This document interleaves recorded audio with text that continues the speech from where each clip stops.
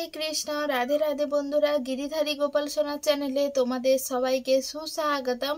তোমরা সবাই কেমন আছো? আশা করি তোমরা সবাই ভালো আছো গোপাল সোনার কৃপায়।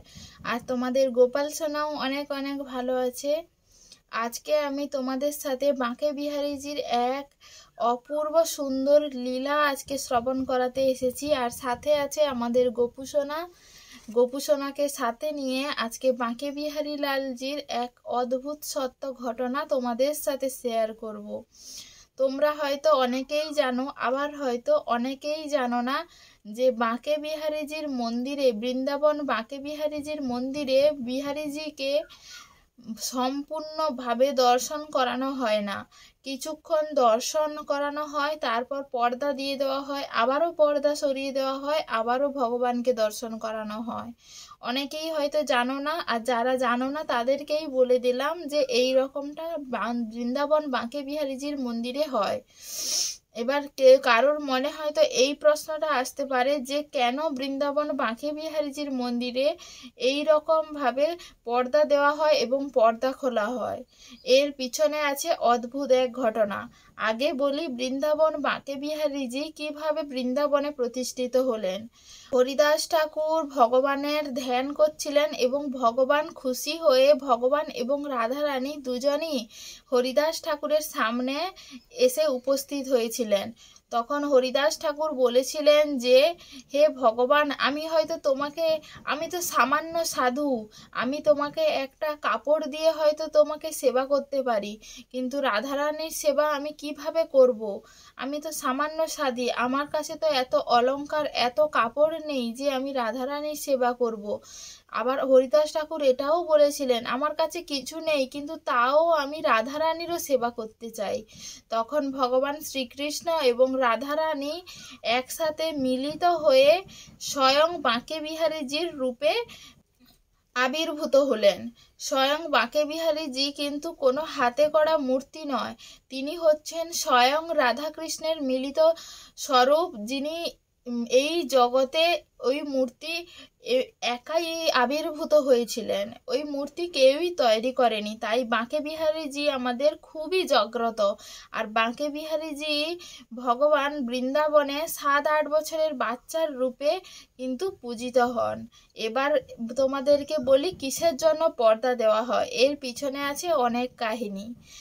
একবার একজন ভক্ত বৃন্দাবন বাঁকে বিহারীজির দর্শনে এসেছিলেন। তার ভক্ত এবং ভক্তিমতী দুজন।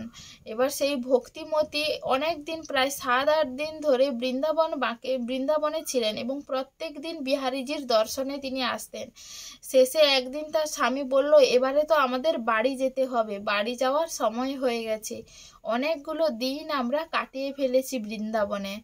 তখন তার স্ত্রী ভক্তিমতী বললেন, আমি শেষবারের মতো বৃন্দাবন বিহারীজির মন্দিরে একবার বিহারীজিকে দর্শন করতে যাব।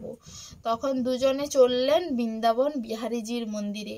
সেই ভক্তিমতী স্ত্রী তিনি বৃন্দাবন বিহারীজির সামনে চোখের জল ফেলে আকুলে ভগবানকে ডাকছেন এবং তিনি যে চলে যাবেন সেই কথা বলছেন এবং বিহারীজিকে বলছেন যে তুমিও আমার সাথে চলো, তোমাকে ছাড়া আমি কিভাবে থাকবো। তখন বিহারীজি সেই ভক্তিমতীর সাথেই কিন্তু চলে গেছিলেন। সেই ভক্তিমতী স্ত্রী এবং তার স্বামী দুজনেই যখন বৃন্দাবন ছেড়ে যাওয়ার পথে গরুর গাড়িতে করে যাচ্ছিলেন, তখন তো গরুর গাড়ির সময় ছিল, তাই সবাই গরুর গাড়িতেই যেত। গরুর গাড়িতে যখন যাচ্ছিলেন সামনে এক ছোট্ট বালক এসে উপস্থিত হলো। সেই ছোট্ট বালক সেই ভক্তিমতী স্ত্রী এবং তার স্বামীকে বলল যে আমি তোমাদের সাথে যাব। বারবার সেই ছেলেটি বলতে লাগলো যে আমি তোমাদের সাথে যাব। ওরাও বুঝতে পারছে না কি ব্যাপার। আর এদিকে যখন পূজারীজি দেখেন মন্দিরের গর্ভগৃহে বিহারীজি নেই, আর সেই পূজারীজি ধ্যানে জানতে পারলেন এই রকম ভাবে চলে এসছেন বিহারীজি। তখন তিনি ছুটে ছুটে এলেন সেই বালকের কাছে এবং সেই বালককে বললেন, বিহারীজি আপনি দয়া করে চলুন আমাদের মন্দিরে, আপনার জন্য অনেক ভক্ত অপেক্ষা করে আছে। আপনার তো একজন ভক্ত নয়, অনেক ভক্ত আছে, সমস্ত ভক্ত দেখবে বলে আপনাকে অধীর আগ্রহে সেখানে দাঁড়িয়ে আছে, আপনি আপনি চলুন।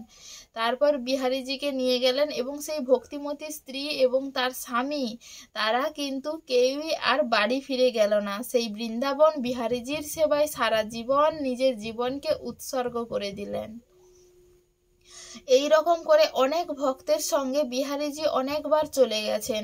তাই জন্য বিহারীজিকে সম্পূর্ণ দর্শন করানো হয় না, যাতে বিহারীজির দিকে এক দৃষ্টিতে তাকিয়ে থেকে কেউ বিহারীজিকে না যেতে বলে বা তার সঙ্গে না যাওয়ার কথা বলতে পারে, ভালো করে যাতে ভগবানের সঙ্গে কথার আদান প্রদান না করতে পারে। তাই জন্যই কিন্তু বিহারীজির মন্দিরে এই রকম ভাবে পর্দা দিয়ে দেওয়া হয়। এইরকম অনেকই লীলা আছে, অনেক লীলা হয়তো আমরা জানি না, কিন্তু আর সমস্ত লীলাও বলা সম্ভব নয়। যেই লীলাটা সব থেকে ভালো লেগেছে এবং একটা কারণ তোমাদের সাথে শেয়ার করলাম, এই বিহারীজির সমস্ত লীলাই অপূর্ব সুন্দর। আমাদের বিহারীজি অনেক জাগ্রত, তাকে কেউ একবার ডাকলে সে কখনো কোনোদিন কাউকে ফেরায় না। আর সবাই একবার বলো, বৃন্দাবন বাঁকে বিহারী লাল কি জয়। হরে কৃষ্ণা হরি বল। আজকে এই বিহারীজির লীলাটা তোমাদের কেমন লাগলো অবশ্যই কমেন্ট করে জানিও। আর যদি ভিডিওটা ভালো লাগে তাহলে কিন্তু লাইক কমেন্ট শেয়ার করতে একদম ভুলো না। আর আমাদের চ্যানেলে যদি তোমরা কেউ নতুন হয়ে থাকো তাহলে অবশ্যই পাশে থাকা সাবস্ক্রাইব বাটনটি অন করে আমার পাশে থাকো এবং সঙ্গে থাকো। দেখা হচ্ছে পরের ভিডিওতে। হরে কৃষ্ণা, রাধে রাধে, হরি বল।